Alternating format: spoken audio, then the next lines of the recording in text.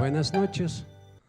En esta charla me gustaría hablar sobre Premio Nobel de Química de un grupo de científicos, un premio muy importante en la ingeniería biológica de las proteínas, no solamente de las enzimas, sino de las proteínas de unión, como inmunoglobulinas.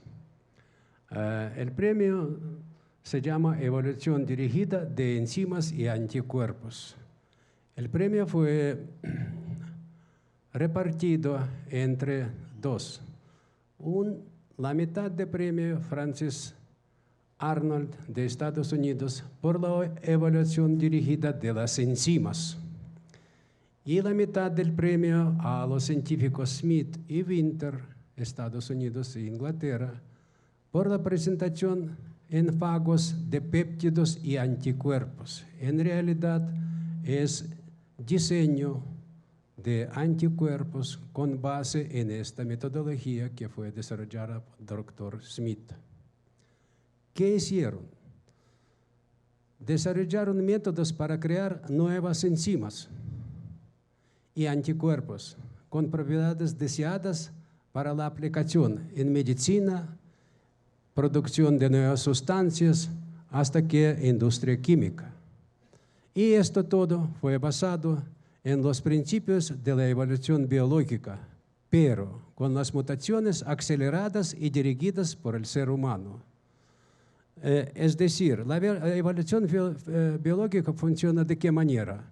Por ejemplo, 10 cachorros cayeron al río en remolino y solamente uno salió a la orilla. Entonces, bueno para la naturaleza, para las cachorros no tanto, ¿sí? Pero para el cachorro que sobrevivió, era más inteligente, más fuerte, y sus hijos también van a ser más inteligentes, más fuertes. Entonces, eso es la evolución biológica. O sea, en condiciones duras, etcétera, sobreviven los más fuertes, los más inteligentes. Pero los científicos lo que hicieron mutaciones artificiales, cambios aleatorios artificiales para acelerar la evolución. Lo que ocurría en millones de años, ahora pueden hacer en un mes o en unos meses de trabajo.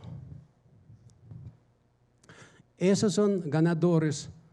Entonces, Francis Arnold, yo quisiera resaltar eso, es la quinta mujer que ganó Premio Nobel de Química en total, de 181 premios de química desde 1901.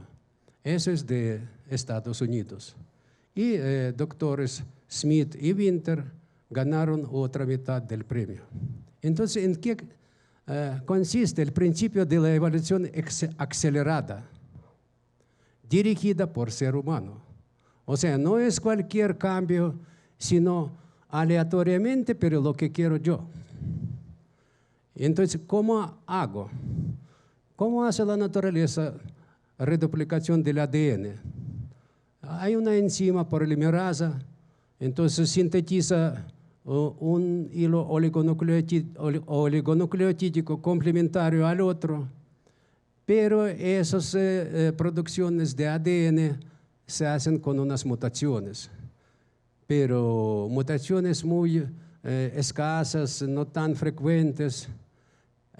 Por otro lado, se puede hacer condiciones para la DNA polimerasa insoportables, hasta que esta enzima comete muchos errores y empieza, en vez de par de bases nitrogenadas, adenina, timina, pone guanina, citosina, o corta AT, o introduce 2 pares GC.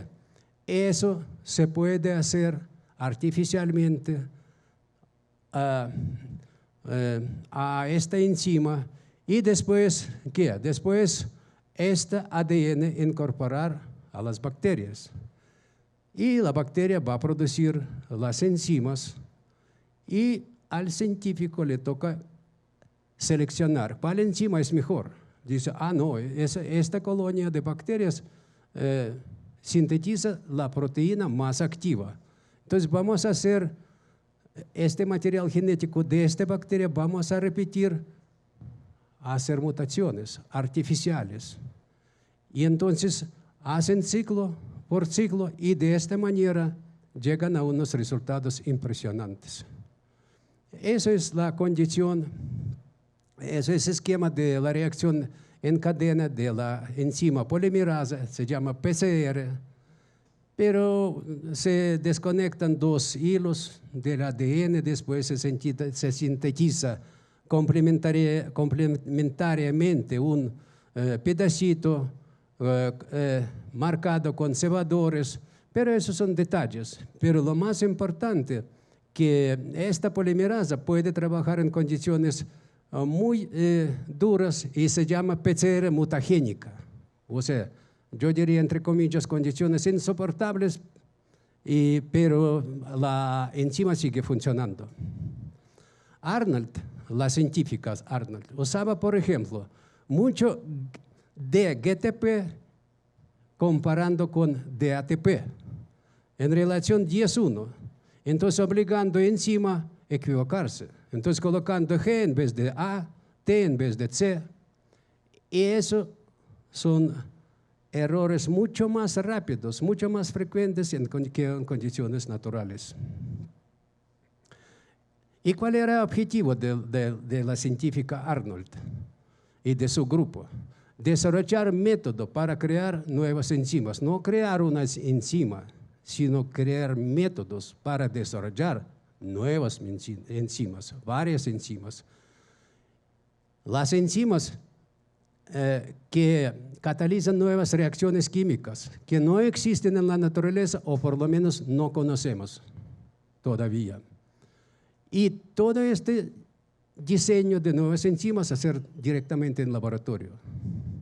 Por otro lado, diseñar enzimas que pueden catalizar reacciones químicas en condiciones no naturales, por ejemplo, en solvente orgánico.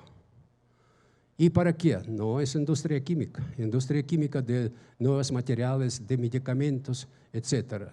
En realidad es hacer a la biología trabajar por nosotros. Bueno, diseñar enzimas, ¿qué? ¿Desde cero? No, ellos dijeron, no, eso es casi imposible, por lo menos por ahora. Y por eso aprovecharon de la eficiencia de los mecanismos de la evolución biológica, usando bacterias como fábricas para producir enzimas modificadas de interés. Pero, ¿modificadas de qué manera? Con mutaciones aceleradas. Para eso usaban bacterias.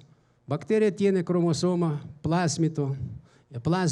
Para sobrevivir, bacteria usa mucho plásmido para acomodarse al medio, al ambiente.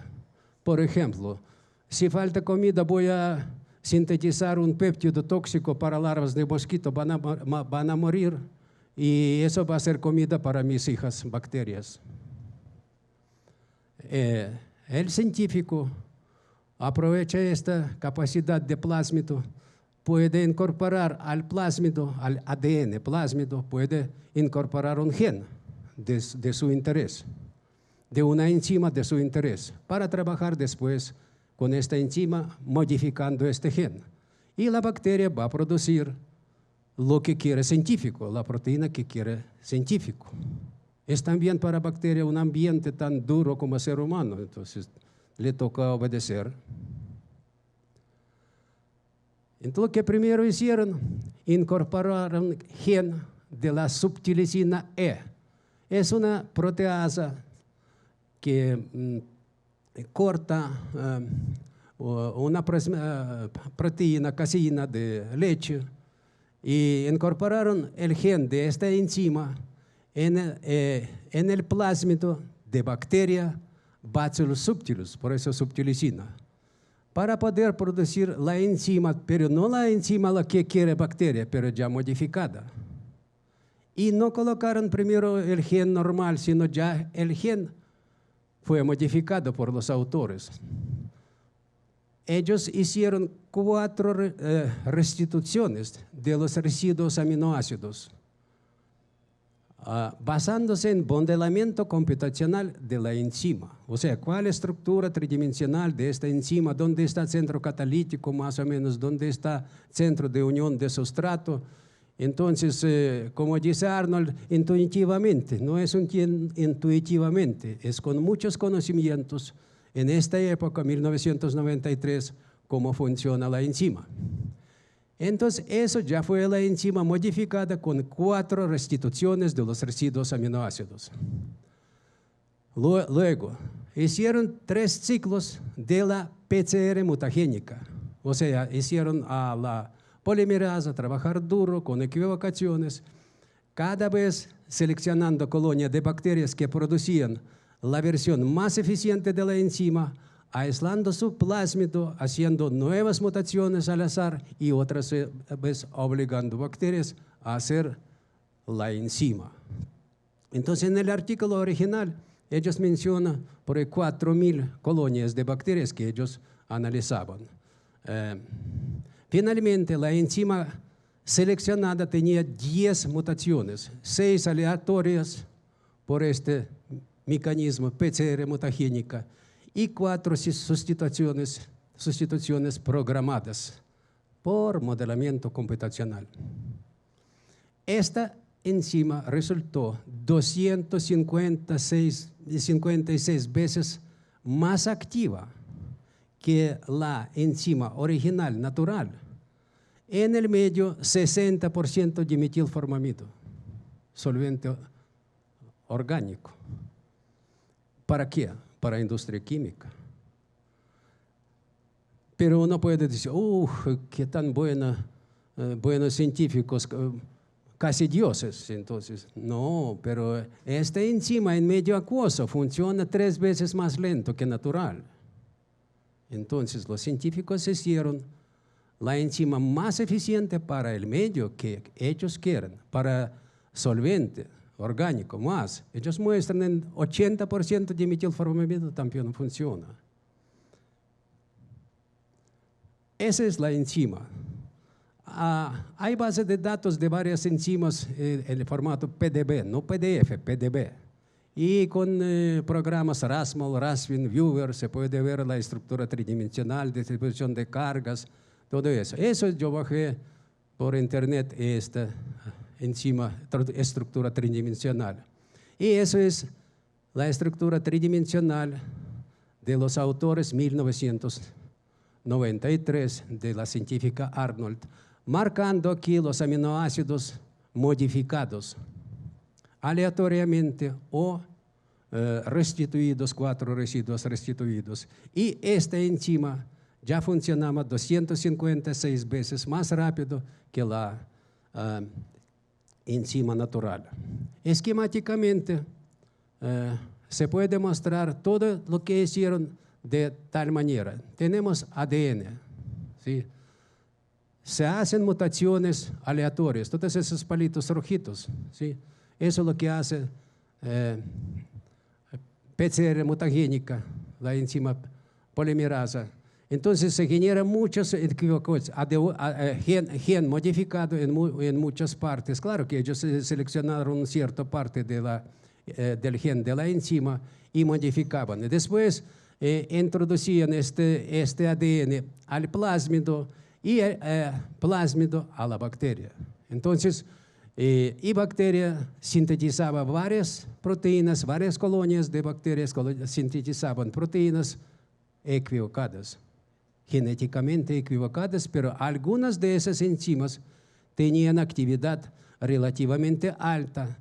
Entonces separaron de la colonia la enzima sin dañar las células y con el material genético de células ya seguían trabajando, volviendo a hacer mutaciones aleatorias. Y así, con 3 ciclos de experimentos, llegaron a esta enzima, la que 256 veces más activa en el medio de metilformamida. Otro gran logro del grupo de Frances Arnold fue resultado de trabajo con la familia de genes del citocromo P450.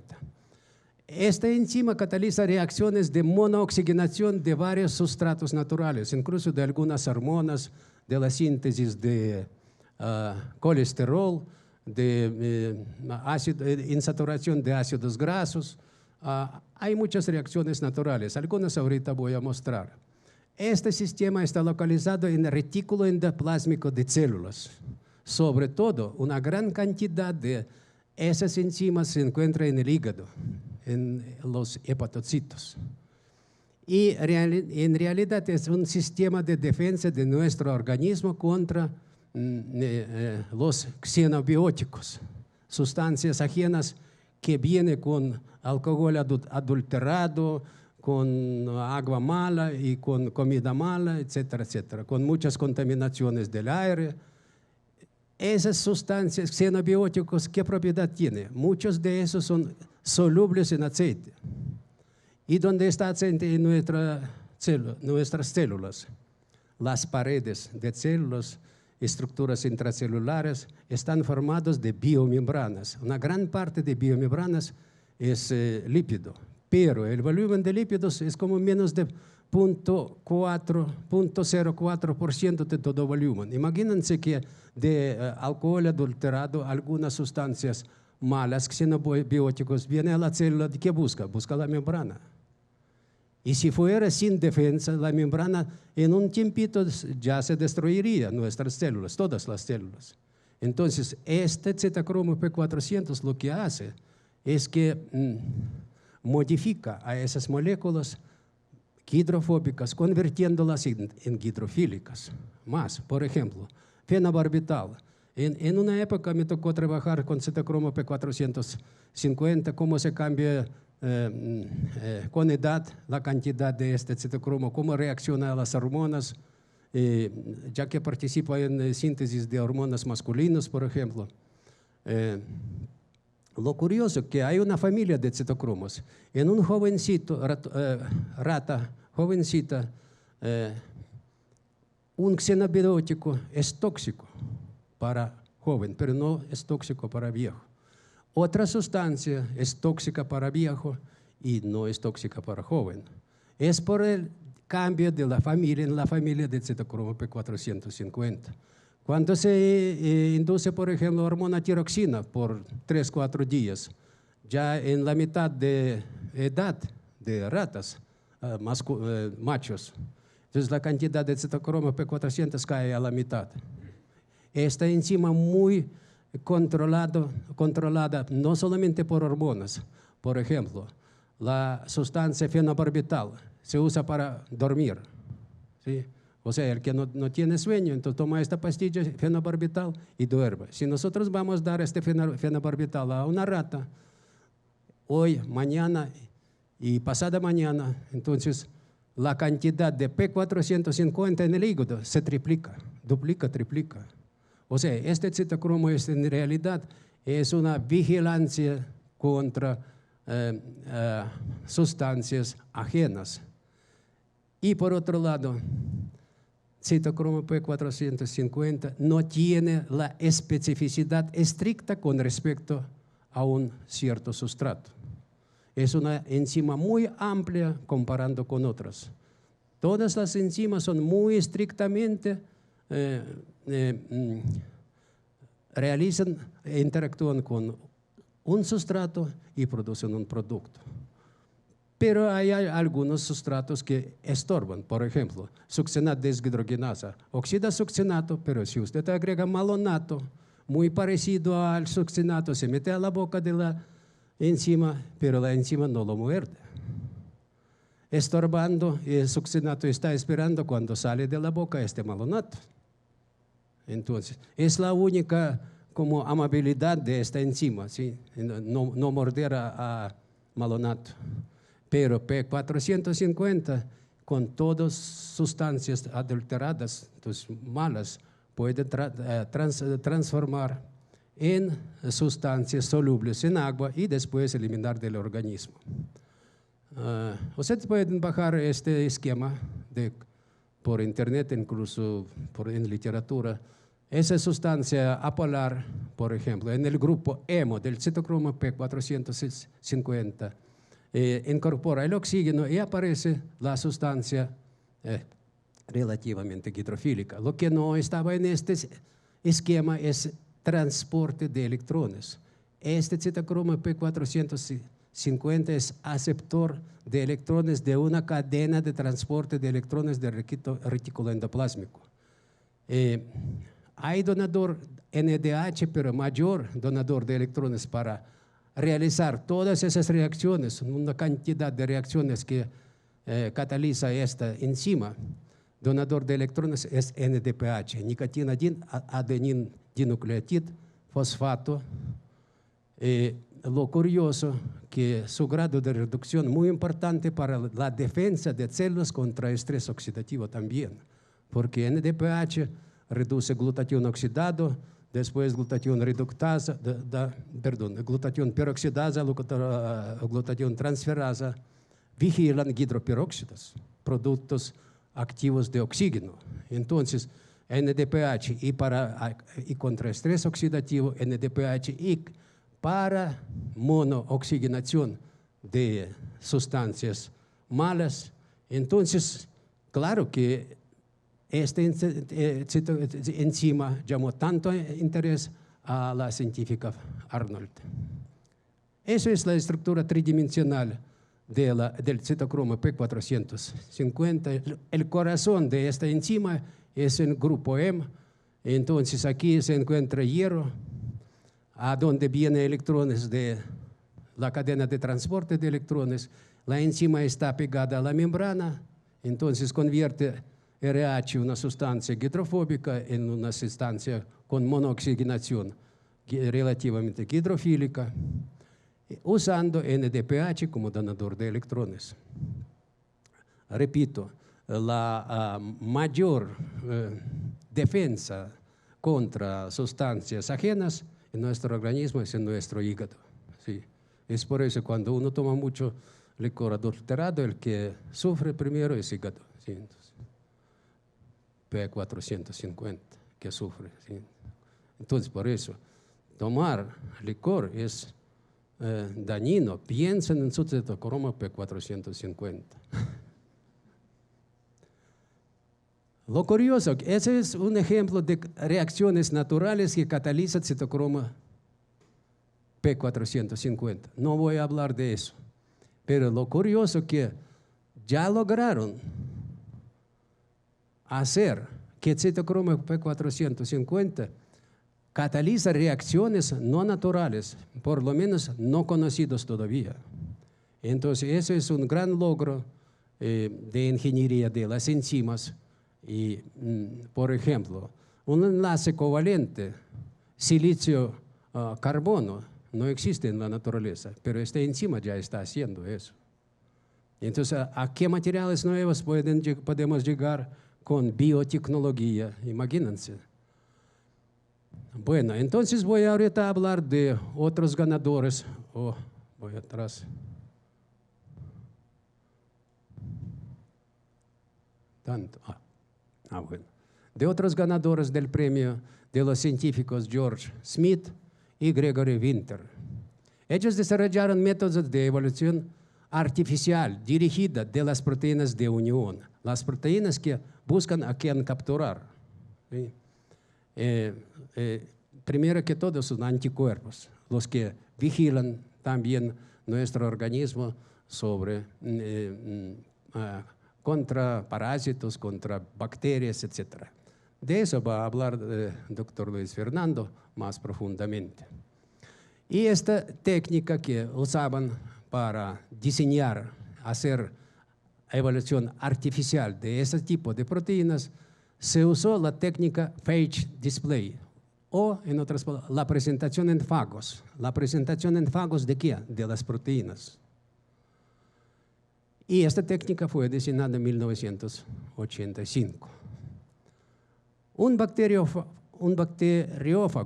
un virus de bacteria, puede introducir su ADN en bacterias y hasta que este ADN ajeno puede incorporarse en su cromosoma. El ADN de virus se puede modificar artificialmente con esta evolución acelerada para que la bacteria infectada produjera nuevos fagos con el ADN ya modificado. Y este fago modificado ya tiene una proteína modificada, la que se expone en su cabeza, por ejemplo, en el cráneo. Cráneo de un fago que usaba Smith, por ejemplo, tiene solamente 5 proteínas, pero se puede modificar el ADN de tal manera para que en una proteína se incorpore un péptido o hasta que una proteína. Entonces, eso es lo que sabe hacer un virus de la bacteria, bacteriófago. Entonces incorpora ADN como si fuera un plásmido. Y esta bacteria, en un ciclo, voy a hablar, ciclo lítico, voy a hablar con más detalles un poquito, produce nuevos bacteriófagos muriendo la bacteria o incorpora este ADN en el cromosoma y sigue propagándose bacteria, reduplicándose y algunas veces entra en ciclo lítico para producir nuevos virus para esta bacteria. ¿Cómo funciona eso? Por ejemplo, el fago, virus de la bacteria, inyecta ADN a esta bacteria. Esta ya es bacteria viral, con ADN viral del virus. Esta bacteria, este ADN puede incorporarse en cromosoma y después esta célula se reproduce, de una se hacen 2, de 2 se hacen 4, y así esto se llama ciclo lisogénico. Pero a veces se desvía o de una, al aparecer esta bacteria infectada con el virus, entonces ya la bacteria empieza a producir los virus, según este ADN de virus, según la programa que está escrita por acá. Entonces, y sintetiza una cantidad de nuevos virus hasta que no aguanta. Este cárcel para los virus, entonces se rompe y los virus se liberan y buscan otras bacterias a quien afectar. ¿Sí? Entonces ellos usaban esta propiedad de los fagos y de bacterias. Primero, Smith propuso usar el bacteriófago para detectar genes de proteínas de interés. Uno puede, ¿cómo que detectar? ¿Que no sabemos genes? Sí. En esta época sabían más sobre las proteínas que sobre ADN. Sobre todo que sobre los genes. Habían bibliotecas de ADN, pero sin saber qué codifica este ADN, qué codifica este ADN, este pedacito del ADN, otro pedacito del ADN, etc. Por eso, él desarrolló la técnica para contestar esta pregunta. El ADN fue de un bacteriófago M13. Y este bacteriófago tiene 5 distintas proteínas en la cabeza. Recuerden, yo mostré aquí la cabeza de virus. Esta cabeza por fuera tiene 5 tipos de proteínas.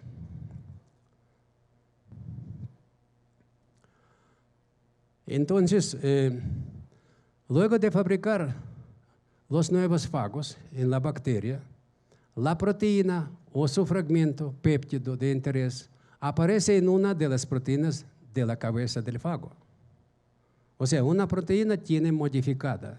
Por ejemplo, el cuerpo de Alejandro, pero las orejas de José, fuera de las orejas propias de Alejandro.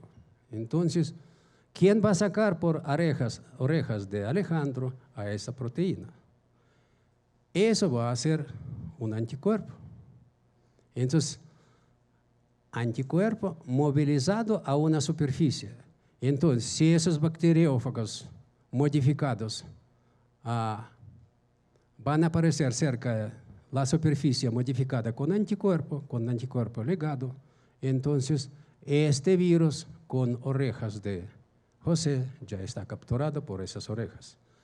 En fin, un gen se incorpora en la proteína, en gen de la proteína número 1 de la cabeza de virus. Este gen puede ser solamente oligonucleótido, que programa el péptido de una proteína.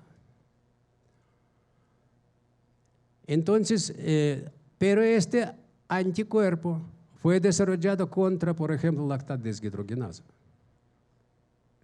Entonces, de todas las modificaciones que van a hacer en los virus y los que van a aparecer como parte de una de las proteínas, si esto pertenece a, digamos, a lactate deshidrogenasa, este anticuerpo va a pegar, va a capturar a este virus. ¿Eso qué quiere decir?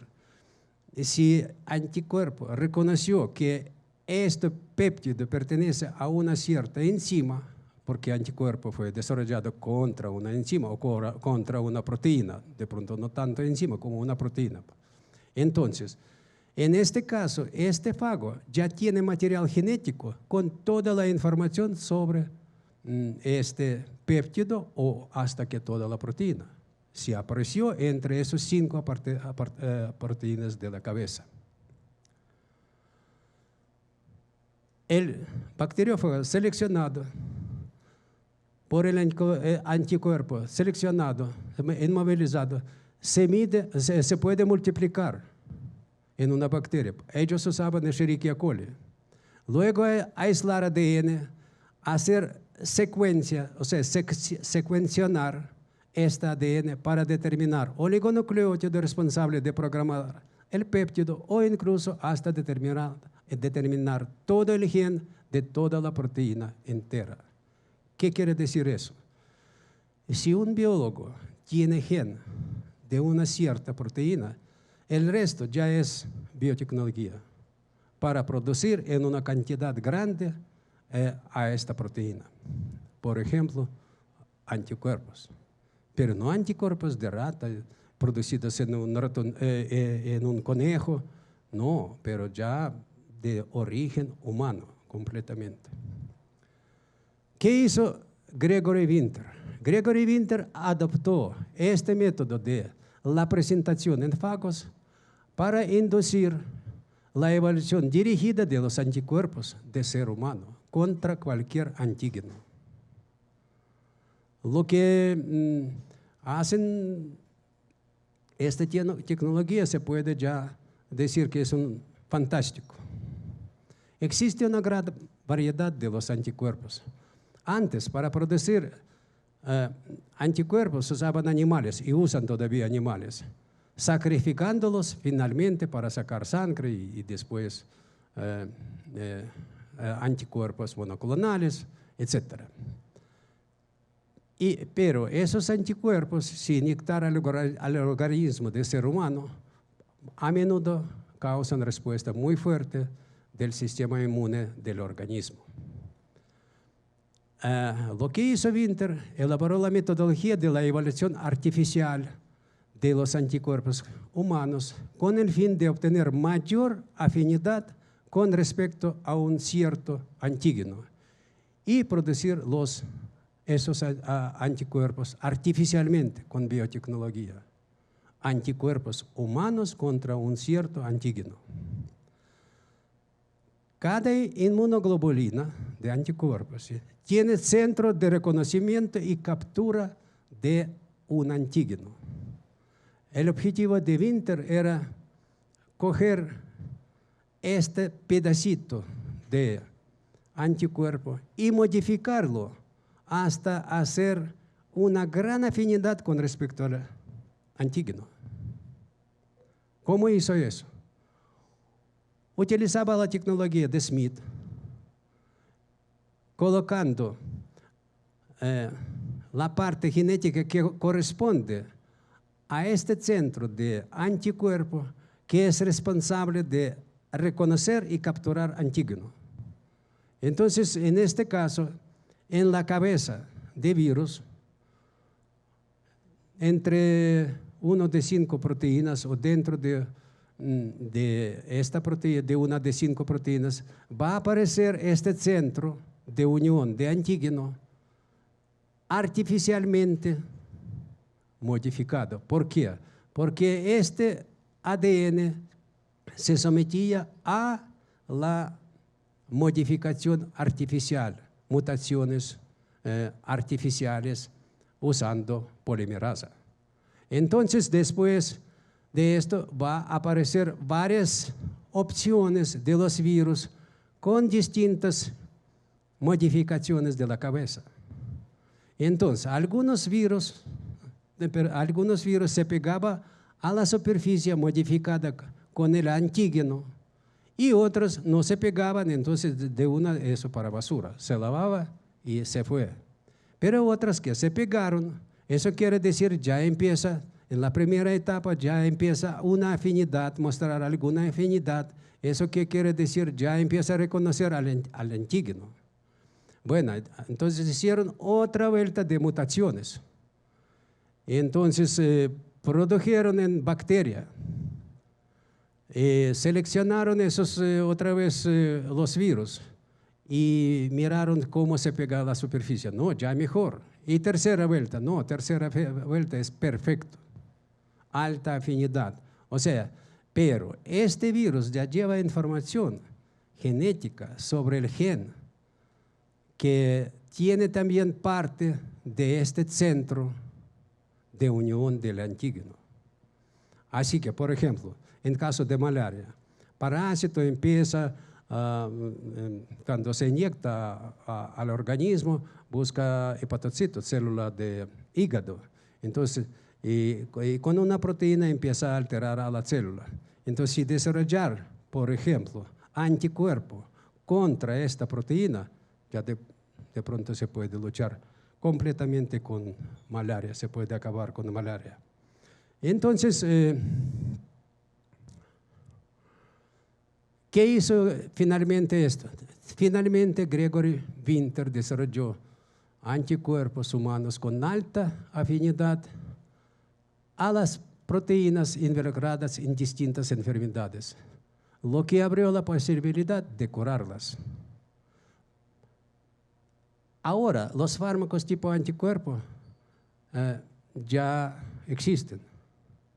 Por ejemplo, el primer medicamento de esta clase fue adalimumab, un anticuerpo monoclonal, que se hace con un linfocito. Y este usa para tratamiento de artritis reumatoide, la psoriasis, las enfermedades inflamatorias del intestino, en general enfermedades autoinmunes. Con base en esta metodología se está desarrollando inmunoterapia de cáncer y de otras patologías como malaria, como lo que yo mencioné, enfermedad Alzheimer, esperando que se puede servir también para aumentar duración de vida humana. Uno puede decir, no, esas son fantasías. En 2007, en Journal of Biological Chemistry fue publicado un artículo. Hicieron una ingeniería genética, incorporaron gen de carboxipiruvato a ratones en un tejido, no voy a hablar detalles. Resultó que esos ratones son tan fuertes que corren 6 kilómetros en vez de que un ratoncito normal cae en 300 metros. Ratón poderoso. Más, esos ratones viven muchísimo más que control y son más pequeños. Lo curioso era lo siguiente. Cuando hicieron microscopía electrónica de este tejido, la cantidad de mitocondrias en músculos era doble que en músculos de ratones normales. Algún día de pronto voy a contar sobre resultados de investigación de envejecimiento. Cuando manteníamos las ratas con calorías restringidas durante toda la vida. Lo curioso, en el hígado la cantidad de mitocondrias era doble. Entonces, y esas ratas vivían por ahí 30-35% más. La vida máxima, no promedio, la vida máxima era más grande. Así que esta ingeniería genética de ingeniería de las enzimas, ingeniería biológica de las enzimas, abre muchas perspectivas para el futuro, para el desarrollo de biotecnologías y para mejorar nuestra medicina. Muchas gracias por su atención.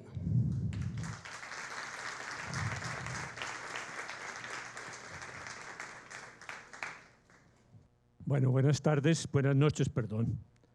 Después de la presentación de Víctor, pues ya vamos a llegar a la parte de los premios Nobel en medicina y empezamos por lo último que él habló, los anticuerpos, porque van a ser las herramientas que permitieron que estos dos señores se ganaran el premio Nobel. Lo que tenemos acá es la pantalla que ustedes van a encontrar cuando entran a la Fundación Nobel y preguntan por los premios Nobel de Medicina del año pasado, perdón. Y entonces lo que nos van a decir es que esto se lo ganaron por quitarle el freno al sistema inmune. Y lo que vemos entonces acá es un carro en el cual hay un pedal que está frenado y aquí con un anticuerpo vamos a quitarle el freno de pedal. Pero también está el freno de mano y con este anticuerpo vamos a liberar ese freno de mano. Uno utiliza el freno de mano cuando el carro está parqueado y va a arrancar, le quita el freno. Y cuando el carro está andando, entonces, y uno quiere parar, simplemente aplica el freno. Pues lo que el mensaje final es que en el cáncer están funcionando estos dos frenos. Entonces, por eso el sistema inmune no puede actuar. Y eso finalmente fue lo que hizo que este par de señores, Jim Allison y Takashi Honcho, ganaran el premio Nobel. Yo creo que es muy fácil diferenciar quién es Allison y quién es Honcho. No necesita explicarse quién es quién. Bueno, pero para poder entender por qué se lo ganaron, vamos a ver algunas cosas generales. En primer lugar, el concepto de la inmunoterapia no es un concepto nuevo. Inclusive, desde el siglo XIX ya se empezó a ver cómo se podía modificar, cómo se podían inducir respuestas contra los tumores. Y a mediados, en los años 90, los años 80-90, que ya la inmunología había tenido un desarrollo importante, pues empezó a trabajar con diferentes formas de inmunoterapia, poniendo algunas de las sustancias que produce el sistema inmune que llamamos citoquinas, dándosela a los pacientes con cáncer, o cogiendo los linfocitos de los pacientes con cáncer y educándolos en el laboratorio y volviéndoselos a poner al paciente para ver si reaccionaba. El problema fue que los resultados fueron muy inciertos, había mucha toxicidad. Entonces eso nunca prosperó porque tampoco se pudieron reproducir esos resultados. Y realmente el punto de quiebre se tuvo en el año 2010 cuando se produjeron primero unas vacunas contra el melanoma, pero cuando se desarrolló un anticuerpo que estaba contra esta molécula, que va a ser una de las que vamos a hablar ahora, el CTLA4, y la Administración de Alimentos y Drogas de Estados Unidos ya lo aprobó para ser utilizado en humanos. Y posteriormente, en el año 2014, la FDA, aprobó la utilización de este otro anticuerpo contra la molécula, contra el PD1. Pero todo esto llevó a algo muy interesante y es que la revista Science, todos los años, el último número de la revista Science, ellos publican lo que consideran cuál fue el evento científico o el hallazgo científico más importante del año. Y en 2013 la revista Science declaró que la inmunoterapia era la ruptura, el evento más importante de ese año. Eso llevó entonces a que 3 o 4 años más tarde, 5 años más tarde, ya pudiera entregársele el premio Nobel a Allison y Honcho. Para entender qué fue lo que pasó, entonces miremos algunas cosas fundamentales. En primer lugar, miramos qué es el cáncer. Luego miremos si, acuerden ustedes que la idea era que había una regulación negativa, que el cáncer regulaba negativamente el sistema inmune y no lo dejaba trabajar. Entonces, miremos cómo es eso de la regulación negativa del sistema inmune. Y ahí tenemos que entender algo que son los puntos de chequeo. cómo afecta el cáncer el sistema inmune y luego, pues, cómo inhibir al inhibidor o, en otros términos, cómo quitarle el freno al sistema inmune. Y miraremos entonces cuál fue la estrategia que utilizó Allison, cuál fue la estrategia que utilizó Honjo, en primer lugar, a nivel experimental, utilizando ratoncitos que tenían tumores, bien sea que se los inyectaran, bien sea que los desarrollaran naturalmente, y luego vamos a ver cuáles son los resultados que se han obtenido en el humano utilizando el tratamiento contra estos dos, utilizando la estrategia de Allison y la estrategia de Honjo. Y finalmente, cuáles son las perspectivas de la inmunoterapia para el cáncer hacia el futuro. ¿Qué es el cáncer? Lo primero que hay que decir es que cáncer no es una sola cosa. Hay muchísimos cánceres diferentes. Son enfermedades que pueden aparecer en cualquier parte del organismo, generarse a cualquiera de las células que tenemos. Unos tienen unos aspectos genéticos, otros pueden ser causados por virus, otros pueden ser por exposición a determinadas sustancias mutagénicas, como por ejemplo el tabaco, en fin. Hay muchos cánceres distintos y cada uno de ellos tiene no solamente una clínica distinta, sino una biología también distinta.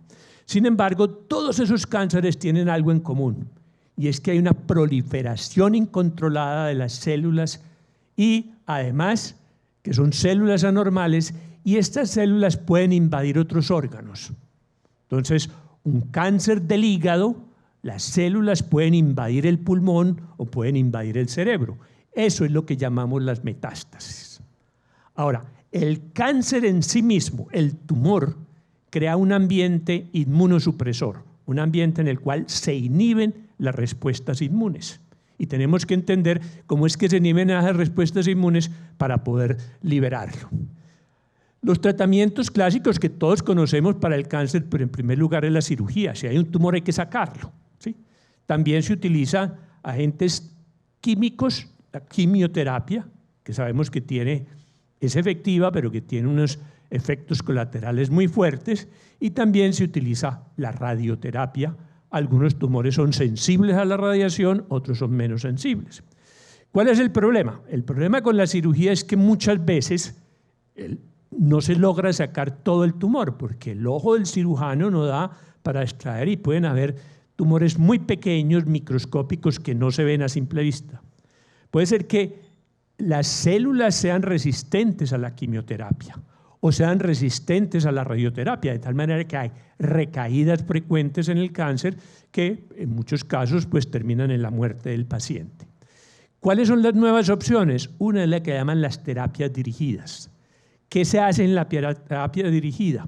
Se estudia el tumor de cada paciente, se busca lo que ya nos mostraba Víctor, qué mutaciones, qué cambios genéticos tiene el tumor de ese paciente específico, y entonces ya no se le da el mismo tratamiento que se le da a todos los pacientes con ese mismo tipo de cáncer, sino que se le da una terapia dirigida dependiendo de los cambios moleculares que tenga el tumor de ese paciente en particular.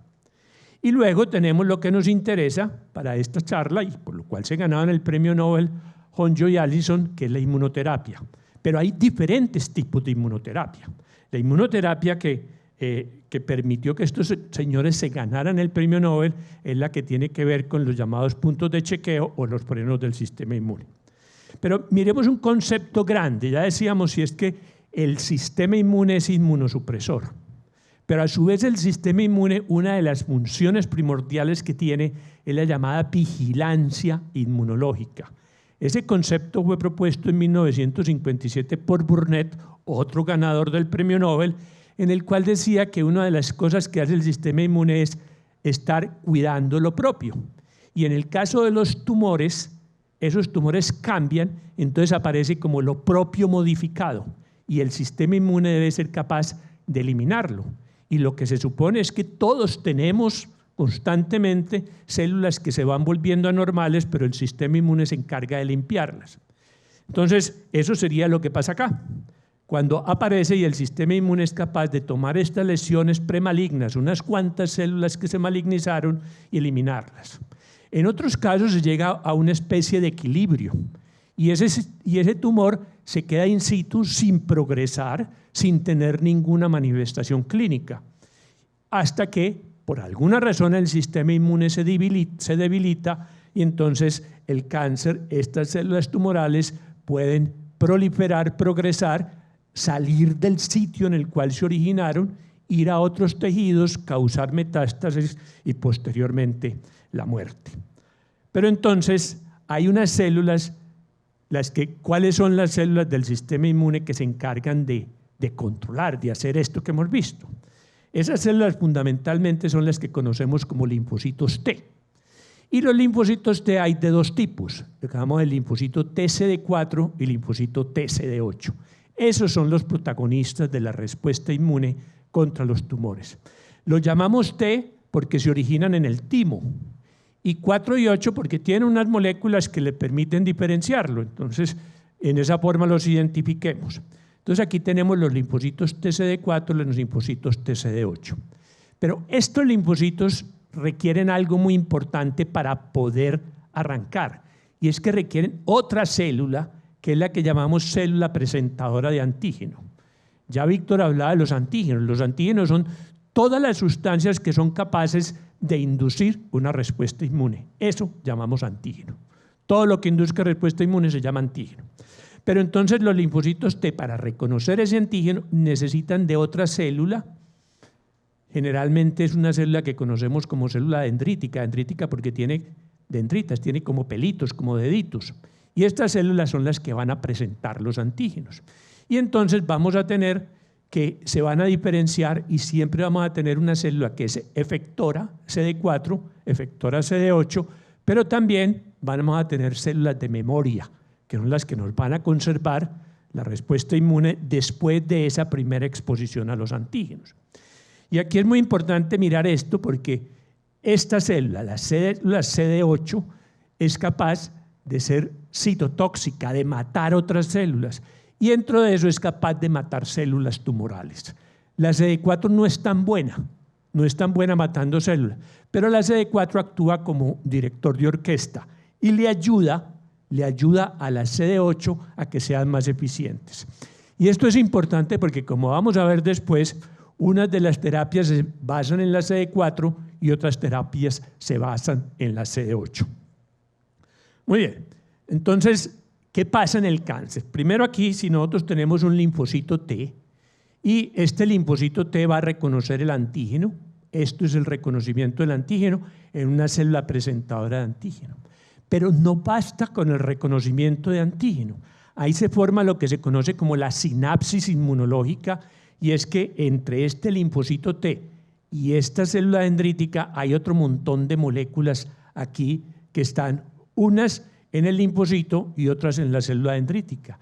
Y se necesita que todas esas moléculas se reconozcan, unas reconocen a la otra, hay una que actúa como receptor, otra que actúa como ligando. Y unas dan señales positivas y otras dan señales negativas. Entonces aquí tenemos estas señales negativas que están acá y están en esta otra célula que son los macrófagos que también pueden presentar. Y ahí están las que nos interesan. Está la molécula CTLA4 que está en el linfocito T y que reconoce una molécula que se conoce como CD80 o CD86.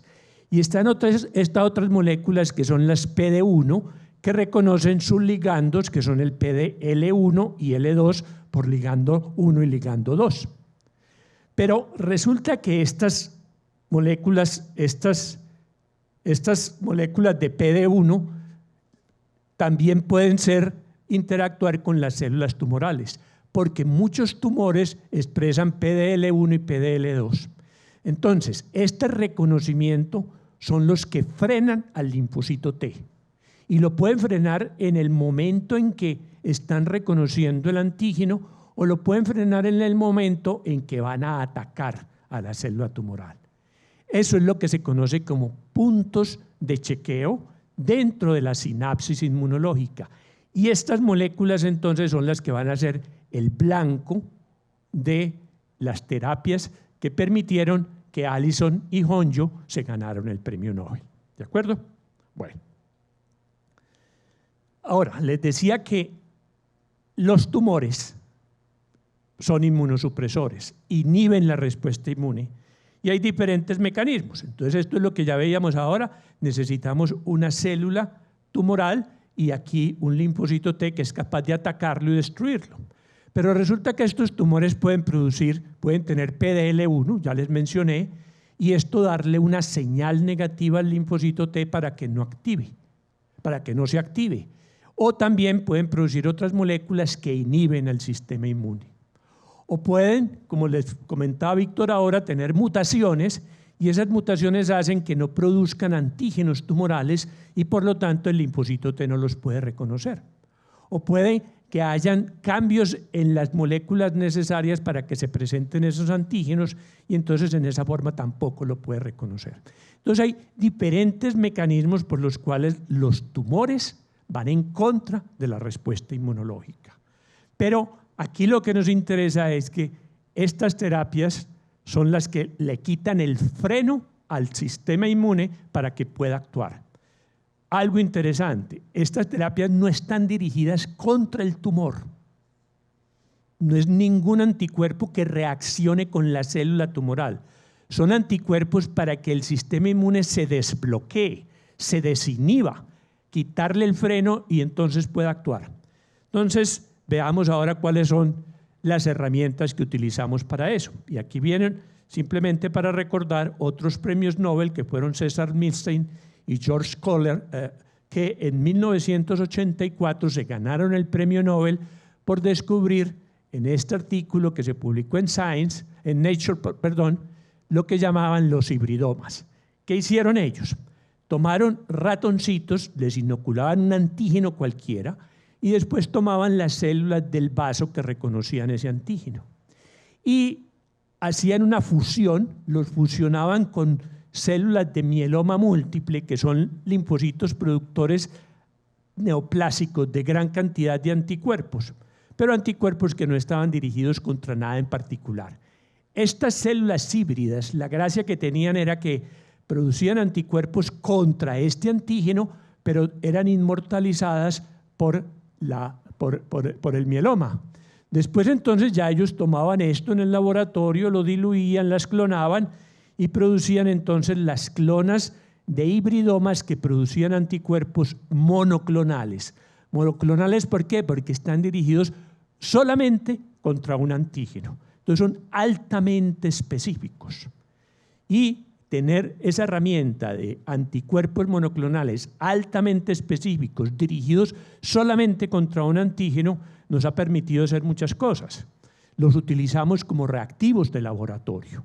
Se utilizan también para diagnóstico en muchas situaciones y se utilizan para hacer terapia, como es lo que vamos a ver que hicieron Honjo y Allison para hacer inmunoterapia de cáncer.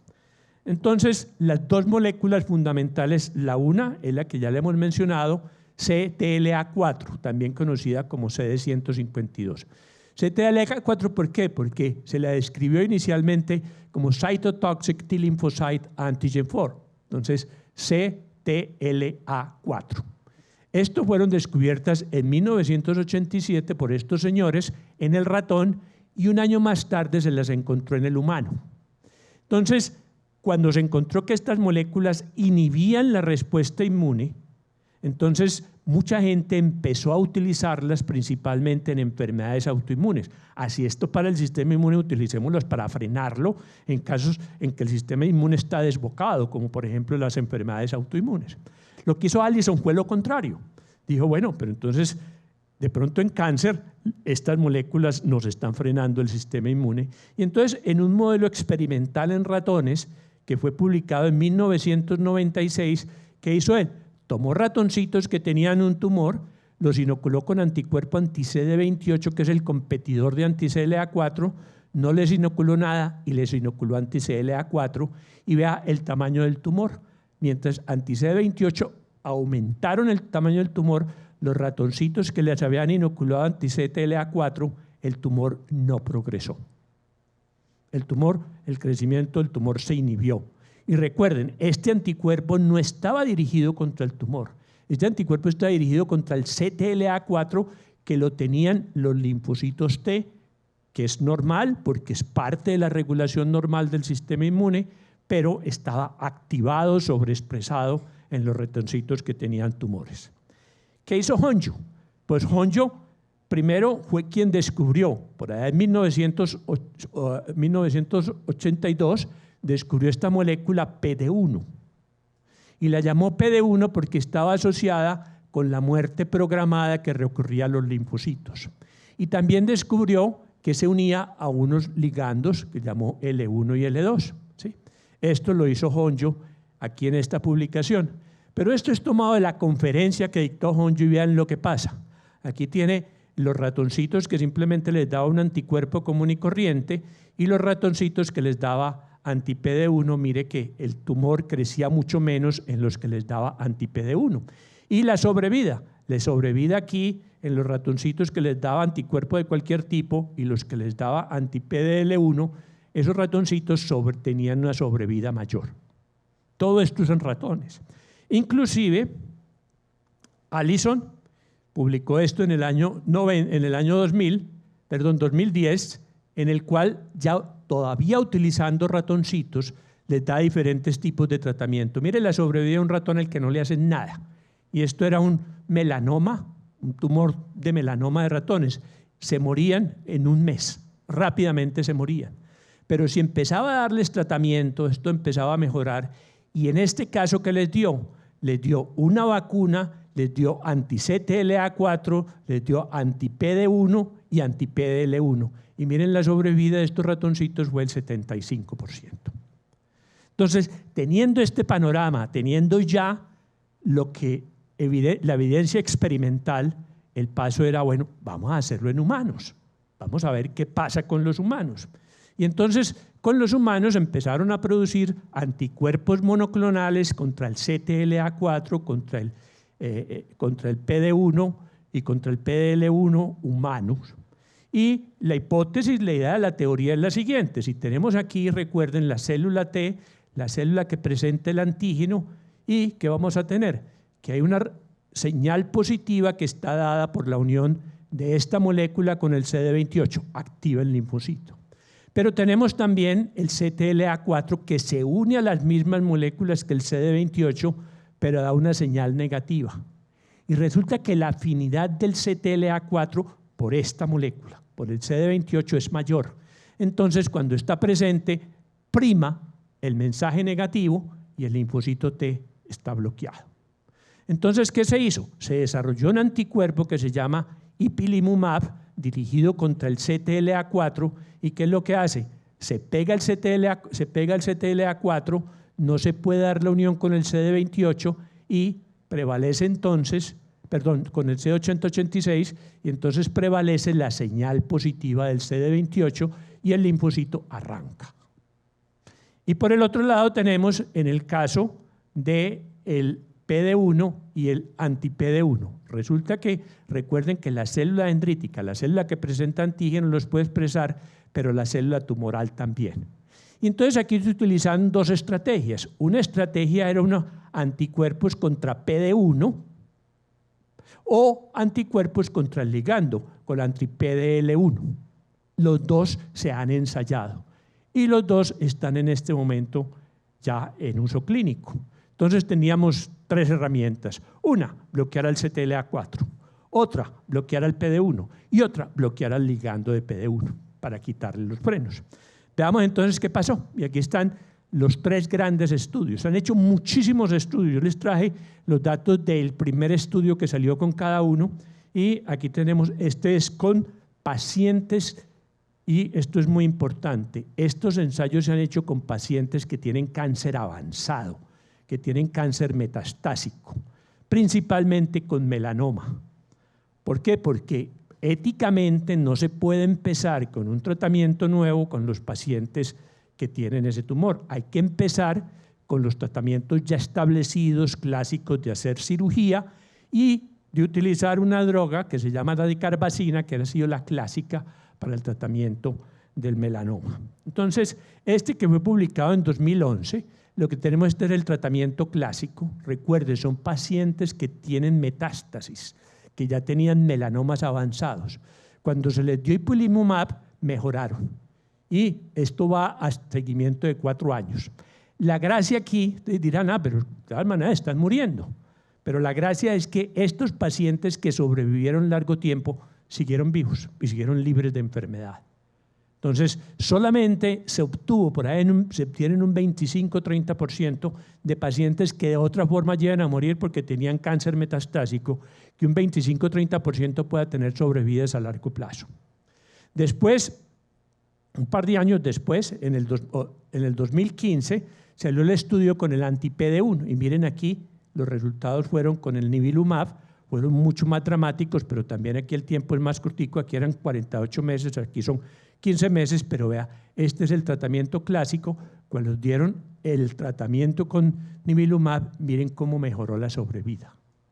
Y el más reciente que se hizo después es cuando combinaron los dos tratamientos, el nivolumab y el ipilimumab, y la sobrevida fue todavía mejor. Entonces, esto permitió abrir las puertas y que el FDA autorizara la utilización clínica de estos anticuerpos, no solamente para cáncer, sino para muchos otros tumores, porque empezaron a utilizarse en muchas condiciones distintas. Pero veamos aquí, esto es una resonancia magnética nuclear que la presentaron tanto Allison en su conferencia de premio Nobel como Honjo. Entonces, Allison, ¿qué presenta? Presenta la persona que ha sobrevivido más tiempo en tratamiento con ipilimumab. Era un melanoma metastásico y aquí están las metástasis. Esto era en el pulmón, esto era la masa tumoral y además tenía derrame pleural. 10 años más tarde, esa masa no existe y no existe derrame pleural. Y aquí tenemos, en el caso de Honjo, muestra una paciente que tenía un cáncer de ovario, que son muy, muy agresivos. Y estas eran las masas que tenía con el cáncer de ovario. 4 meses después, estas masas desaparecieron.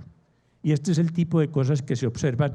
Y recuerden, no estamos tratando las células del melanoma ni las células del cáncer de ovario. Le estamos diciendo al sistema inmune, arranque, mijo, que está quedadito, ¿sí? Básicamente eso es lo que se está haciendo.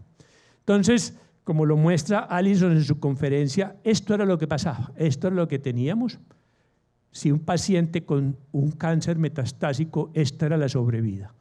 Lo que se estaba haciendo era darles tratamiento que nos permitía esto, lograr esto. Se aumentaba un tiempo de sobrevida posiblemente en condiciones, calidad de vida bastante cuestionable. Cuando se empezó a utilizar el ipilimumab anti-CTLA4, esto fue lo que pasó. Se mejoró sustancialmente, pero mire cuando se está utilizando la terapia combinada. Las posibilidades de sobrevida ya son muchísimo más altas. Entonces, ahí hay una demostración de que efectivamente estos tratamientos de inmunoterapia son eficientes. Ahora, en este momento la FDA tiene aprobados un montón de tratamientos para melanoma, para el cáncer de pulmón que se llama de células no pequeñas, para carcinomas renales, para la enfermedad de Hodgkin, para cáncer de vejiga, para cáncer de cabeza y cuello, para este cáncer que es un cáncer de piel, también para cáncer de esófago y de gástrico, para cáncer de hígado, ya también está aprobado para cáncer de próstata, pero eso sí, siempre se los está utilizando en situaciones avanzadas, cuando ya existen metástasis, todavía no han permitido utilizar desde las fases iniciales. Pero esto lo que quiere decir es que ya está, en todo el mundo se está utilizando eso. Aquí en Colombia, el INVIMA ya tiene aprobados el ipilimumab, tiene aprobados el nivolumab y tiene aprobado el pembrolizumab. ¿Sí? Entre otras cosas, ¿esto qué significa? El MUMAB significa que son anticuerpos monoclonales, AB es de antibody, M de monoclonal y esto es que son de humanos. Eso es una terminología que se ha ido generalizando para nombrar estos anticuerpos monoclonales. Bueno, hemos hablado de los frenos. Y entonces me llamó la atención que Honjo en su conferencia pone la comparación y dice, mire, los frenos y los aceleradores que controlan la respuesta inmune como en un carro. Entonces hace esta similitud, usted tiene el carro parqueado, si usted tiene el carro parqueado le tiene el freno de mano, ¿sí? Pero para arrancar usted tiene que darle una señal que se le da por el CD28 y tiene que quitarle el freno de mano. El freno de mano sería el CTLA4 y esto le permite que el carro arranque. Ahora, si el carro está funcionando, si el carro está andando, el acelerador son estas moléculas que se llaman ICOs. Pero usted le pone el freno de pedal y el freno de pedal sería el PD1. Y esto le permitiría que el carro ande él dice que a una velocidad moderada, de 100 kilómetros por hora. De pronto en Japón eso es moderado, yo creo que aquí no lo sería, pero de todas maneras esta es la comparación que él hace. Y si lo vemos aquí, ¿qué es la que está ocurriendo? Tenemos el CTLA4, le estamos quitando el freno de mano con el anti-CTLA4 y nos permite entonces que este linfocito T actúe sobre la célula tumoral. Si tenemos el PD1, lo que tenemos andando es simplemente el tumor está pisando el pedal. Lo que hacemos con el anti-PD1 o anti-PDL1 es quitar el freno de pedal y permitir que el linfocito T esté actuando. Comparando los dos, ya dijimos, actúan en sitios distintos. Y entonces la comparación se dice, este no está inducido, ahí está, en cambio aquí hay una resistencia inducida, interviene en una vía, que es la vía del CD28, interviene en otra vía distinta, trabaja durante la sensibilización, en la parte inicial, cuando el sistema inmune apenas está reconociendo los antígenos, mientras que principalmente en las células T que ya están al final, que están extenuadas tratando, pero están frenadas en ese punto, no expande, lo que llama la diversidad, expande la diversidad clonal, no la expande, simplemente porque está al principio, ya ha ocurrido. Actúa sobre las células TCD4. Recuerden que le decía, las TCD4 son los directores de orquesta que le ayudan a la CD8 y actúa principalmente en la CD8. Esto también explica por qué se complementan los dos tratamientos.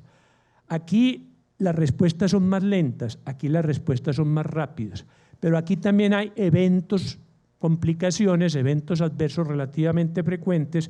Aquí son menos frecuentes, pero aquí las recaídas son poco frecuentes, aquí hay más recaídas. Entonces son muy complementarios y por eso explica que cuando se juntan los dos puedan actuar en una forma más eficiente. Las dos últimas diapositivas, una diapositiva de resumen. Entonces, ¿qué tenemos? Los mecanismos son diferentes, pero ambos son capaces de actuar en tumores, bien sea tumores muy inmunogénicos o tumores que son menos inmunogénicos. Esto hace que su combinación sea más efectiva y los linfocitos TCD4 ambos contribuyen entonces, al quitar el freno a los dos, contribuyen a la eficacia de estos tratamientos. Una cosa muy importante es cómo monitorear estos tratamientos. Entonces, el monitoreo de los pacientes que tienen esto se hace viendo las células CD4, pero no el total, sino en una forma mucho más eficiente, como vamos a ver en esta última diapositiva. Aquí vemos algunos temas pendientes. Su uso en tumores no avanzados. Lógicamente, esto nunca va a reemplazar la cirugía. Si hay una masa tumoral hay que sacarla.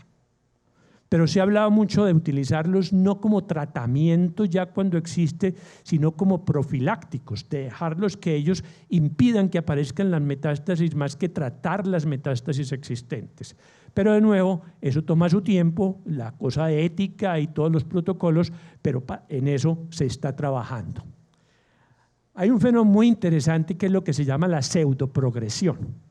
Y es que cuando se hace el tratamiento con esto, es muy frecuente que unas semanas después el tumor crezca, aumenta de tamaño antes de empezar a disminuir. ¿Por qué? Porque como el sistema inmune estaba frenado, entonces no había reacción inflamatoria contra el tumor. Usted le quita el freno al sistema inmune, entonces inmediatamente estas células van y se meten allá a crear una reacción inflamatoria y hace que el tumor se inflame y luego entonces empiece sí a disminuir de tamaño, empiece a contraerse. La gran pregunta es los no respondedores. ¿Qué pasa con los pacientes que no responden a estas terapias?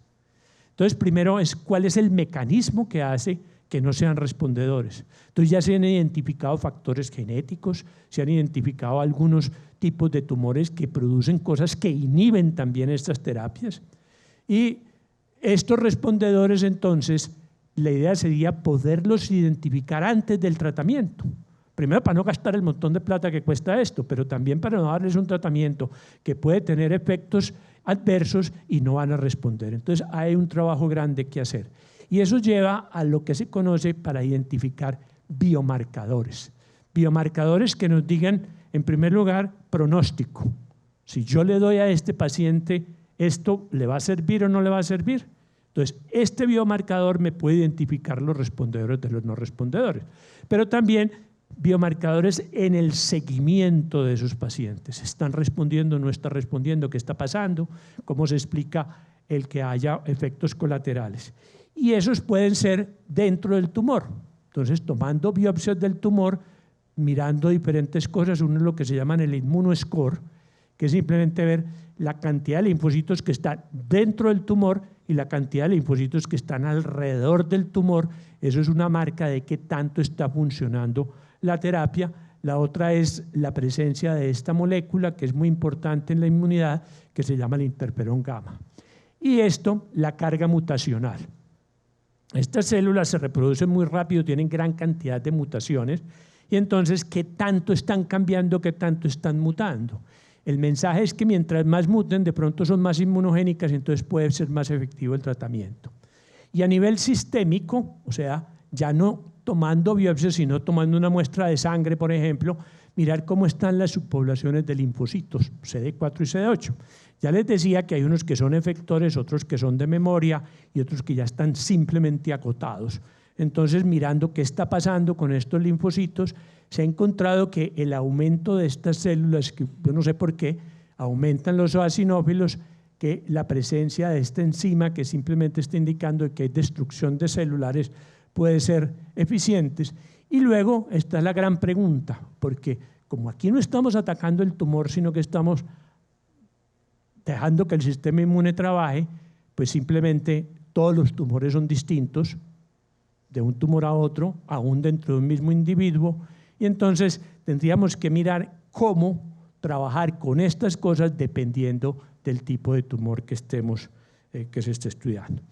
Pues simplemente por este trabajito, por abrir estas posibilidades nuevas del tratamiento de cáncer, Jim Allison y Tasuku Honjo se ganaron el premio Nobel el año pasado. Muchas gracias.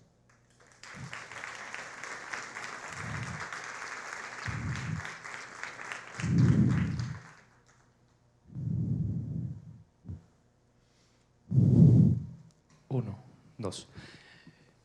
Invitamos a todos los que quieran hacer alguna pregunta que se dirijan por favor acá a la parte del micrófono para cualquiera de los dos expositores.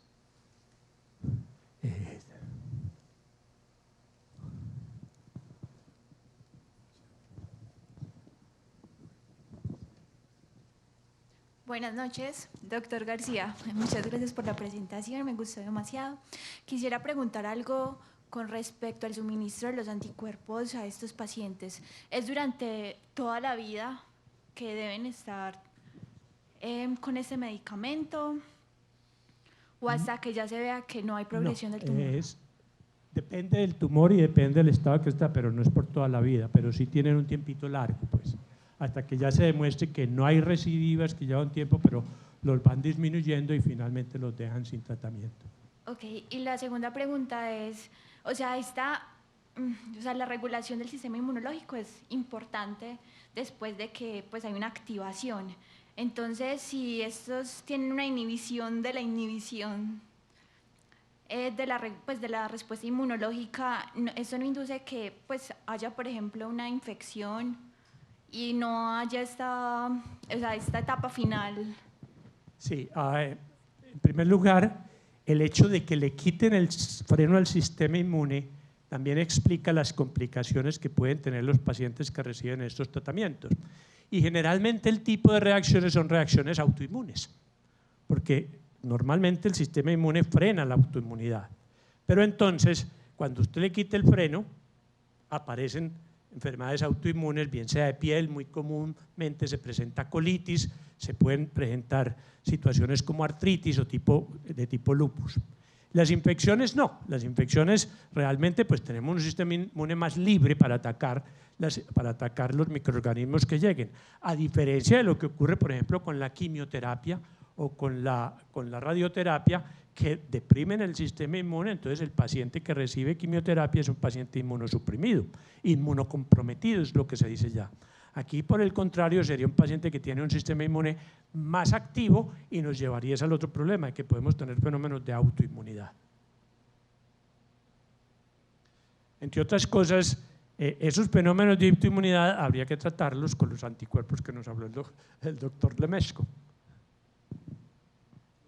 Yo quisiera añadir a esos anticuerpos diciendo que biotecnológicamente se puede mejorar esos anticuerpos, ajustar con mayor afinidad y de pronto desarrollar las drogas mejores con base en anticuerpos. Estos anticuerpos son humanizados. Estos anticuerpos ya tienen el proceso que tú mostraste de tal manera que tienen, porque como son producidos inicialmente en ratón, después esos anticuerpos se les hace ingeniería genética para tomar la partecita que se une con el antígeno y ponerla ya con un anticuerpo humano. Entonces, por eso el nombre de MUMAP.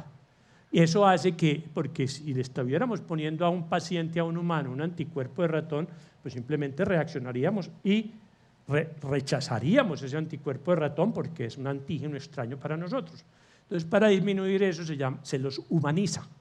Y se los humaniza por las técnicas que ya nos comentó el doctor Lemesco. No, yo quisiera decir que lo que hizo Winter es que ajustar muy bien el anticuerpo humano con respecto a un cierto antígeno, con mutaciones aceleradas, o sea, evolucionando más adelante, por ejemplo, por siglos adelante o millones de años adelante. O sea, con esta evaluación artificial en laboratorio, este anticuerpo humano se puede hacer con mayor afinidad a esos receptores que usted mencionaba de pronto. Ojalá que esos premios Nobel interactúen entre sí. Ahora, hay un problema con esto, todos los que mencionó Víctor y los que yo mencioné, y es el precio, son muy costosos. O sea, están en este momento dentro, les decía que el INVIMA ya los tiene aprobados, pero no están en el POS, están dentro de lo que se llaman las terapias de alto costo, de tal manera que tienen que ser analizadas caso por caso. Fíjense que también se están utilizando en pacientes que ya tienen cáncer avanzado metastásico. Como todas estas terapias que son de alta tecnología y terapias nuevas, eventualmente disminuirá el costo de esos tratamientos, pero hasta ahora es un costo bastante alto, pero ya es asequible y aquí lo están aplicando. Yo sé que lo están aplicando, por ejemplo, en el Instituto de Cancerología, en la Clínica de las Américas, ya hay un grupo grande de pacientes que están siendo tratados con esto, inclusive en nuestro grupo la doctora Gloria Vázquez tiene ya una investigación viendo los fenómenos inmunológicos detrás de las reacciones adversas a estos tumores. O sea que aquí hay no solamente aplicación, sino que ya estamos haciendo investigación alrededor de este tipo de terapias nuevas.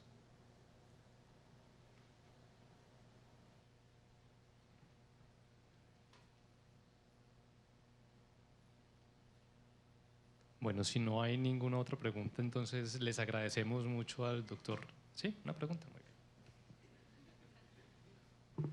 Muy bien. Buenas noches. Mi pregunta es para el doctor Víctor Lemesco. Mi pregunta es que esto puede marcar un nuevo periodo en la química, en la que reacciones que nunca se han podido ver en la naturaleza se descubran por primera vez y que se puedan trabajar con estas mismas. Lo que desarrolló Arnold, trabajando con citocromo P450, ellos lograron mostrar, o sea, modificando centro catalítico, centro de unión de sustrato, ellos lograron mostrar que esas enzimas modificadas que ya es capaz de hacer nuevas reacciones. Más, ellos dijeron, vamos a coger una isoforma de SP450 y si cataliza por lo menos muy poquito, con una muy pequeña velocidad, una reacción que nosotros queremos, ya tenemos herramienta para mejorar a esta enzima. Lo más importante arrancar Y esos nuevos enlaces, por ejemplo, carbono, silicio, entonces eso se puede esperar nuevos materiales. Muchísimas gracias. Mucho gusto. Yo quisiera dejar un mensaje importante, y es la importancia de la investigación básica, de la investigación fundamental para llegar a este tipo de avances. O sea, muchas de nuestras políticas nos están pidiendo rápidamente, tienen que producir el frasquito del aparatico. Fíjense ustedes, tanto en las investigaciones que llevaron al Premio Nobel de Química como las investigaciones que llevaron a estos Premios Nobel de Medicina, vienen de la investigación más fundamental, de entender los procesos básicos en biología molecular, en la transmisión del ADN, en las mutaciones que se dan ahí, en cómo funciona el sistema inmune, en cómo está regulado el sistema inmune, y hay todo un proceso de investigación fundamental, primero en animales, primero a nivel in vitro, entendiendo lo que está pasando para después llegar a tener ahí sí innovaciones de gran impacto como son las que nos han presentado. No se nos olvide eso, la investigación fundamental es fundamental, y valga la redundancia, para poder tener hallazgos realmente valiosos. Bueno, creo que hemos tenido una charla muy ilustrativa sobre los premios Nobel. Aprendimos mucho de los doctores Lemesco y el doctor García. Muchas gracias a todos ustedes por la asistencia. Demos un aplauso final a nuestros conferencistas.